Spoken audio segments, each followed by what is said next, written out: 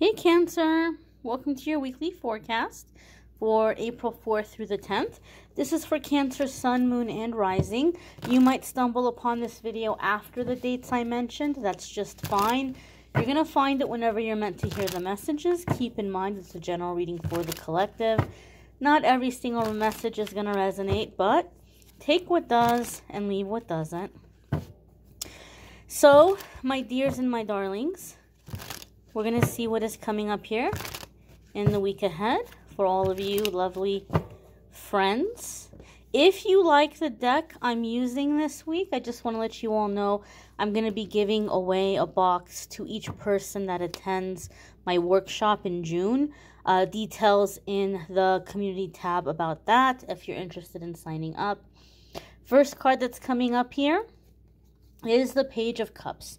This can be you in your beautiful water sign energy, Cancer. Page of Cups can definitely be a water sign person. Now, I know a lot of you are used to watching Tarot for Love and Romance, so our poor little Page of Cups gets typecast as like somebody who's not that serious, or somebody who like has a crush on you, but they're not going to do anything about it.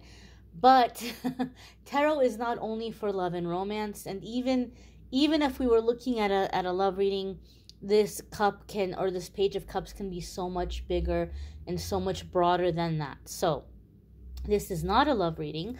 Love readings I do separate on my channel, link in the description for the love readings. But the Page of Cups can be a playfulness. It can be a happy, joyous energy. We have had a lot of intense energies lately.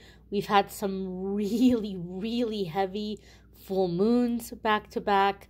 We are in still kind of the new moon energy, new moon in Aries, which is new beginnings. And Cancer, you guys are very, very, very, you and the moon, you guys are tight, right? Cancer and the moon, you guys are tight. You feel those moon vibes pretty heavily. So I feel with the Page of Cups, it's like some of you are beginning to feel those lighter vibes. You're beginning to feel a sense of the energy becoming a little bit lighter. Maybe you're feeling a little bit more playful. Page of Cups can also tell you that in a situation where you're having a hard time, it's going to be good to take a lighter, like a light-hearted approach. So say you're having misunderstandings or miscommunications, whether it be at work, whether it be within your family, whether it be in a romantic relationship. This is a situation where you might be able to develop some closeness through some playfulness, right? Sometimes we want to talk about things and we want to understand things, we want to analyze things, and this can cause people to really put their walls up or take a step back or even be put off by us. But if we can be in playful energy, sometimes people can bond through those happier, lighter moments, and they start to let their walls down, and they start to open up, and they start to talk, and we're able to get to the bottom of things, and we're able to bond. So maybe this could be a situation with your kids, right? Maybe some of you have children, and you're like, man, I have to keep being so disciplinary with them because they're just really getting out of line. And then you're feeling like nothing's getting through to them, or they're shutting you out. A playful approach can be very, very good. Like maybe you guys can spend some quality time together. Maybe you all can do something fun together. I hope this doesn't offend anybody, but I think animals are a lot like children, and I'm not saying it in like a derogatory or rude way. But I know some of you know that I recently rescued a dog, a very big dog, and I was following a training program for him because he's big and he's still growing. If I can't get him to behave now, God help me when he's full grown. He's already like taller than me. He's a big boy. And so it wasn't working. This dog, like he was not taking to it. But I noticed something. Like if I took time with him in the mornings and at night, and I just kind of let him cuddle up, and I just kind of gave him some love and like played with him and just kind of reassured him and pet him, he would do anything that I said after that. Like he was so much more obedient and responsive, right? But when I was following the instruction manual of, all of this structure, he wasn't taking to it. He was like, who are you? I don't know you. He was not having it. So sometimes we can bond or build trust or build respect through love, through lighter hearted energy, through playfulness. And some of you Cancers may be stepping into that.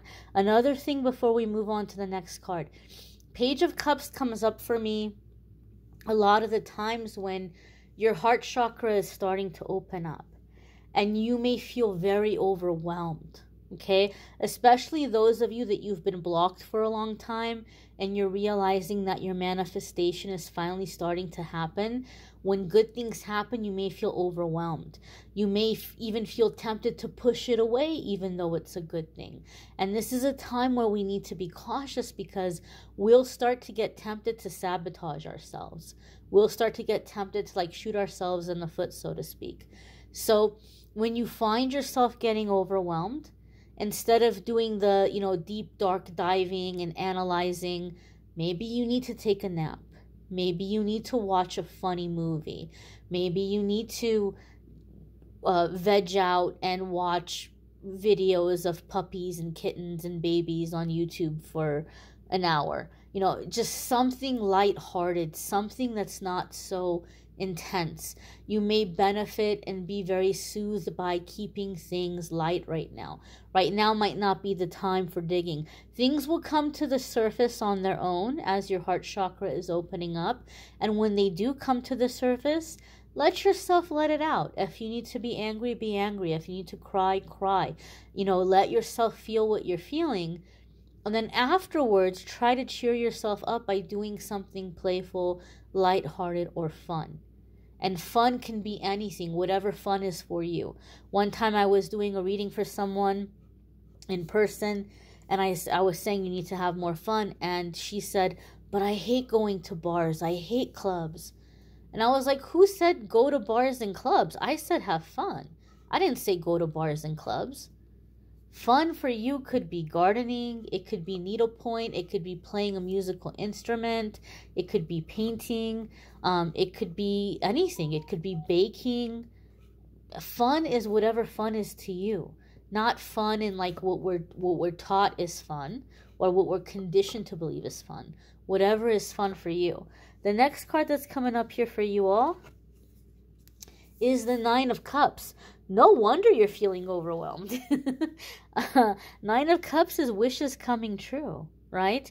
So especially if you've been blocked for a long time and now all of a sudden something really amazing is happening, that can feel super overwhelming, even though it's a good thing. But Nine of Cups is wishes coming true. The desires of your heart are being manifest. Your hard work is paid off and you have a lot to be happy about. Some of you have heard me say, for me in my readings, Nine of Cups is kind of like a double-edged sword. Because on one hand, you're happy. Good things are happening.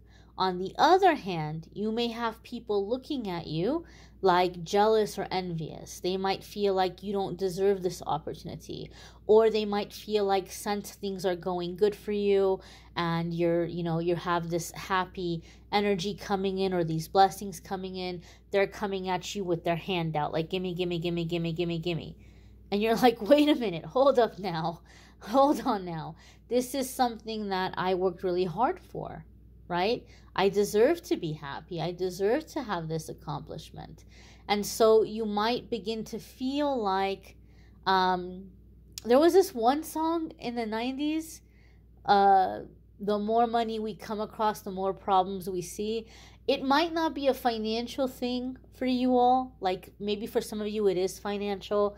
Like you're coming out of some hard times and you've had some blessings coming in and maybe not everybody's hitting you up. Maybe it's just that you have some good circumstances happening in your life.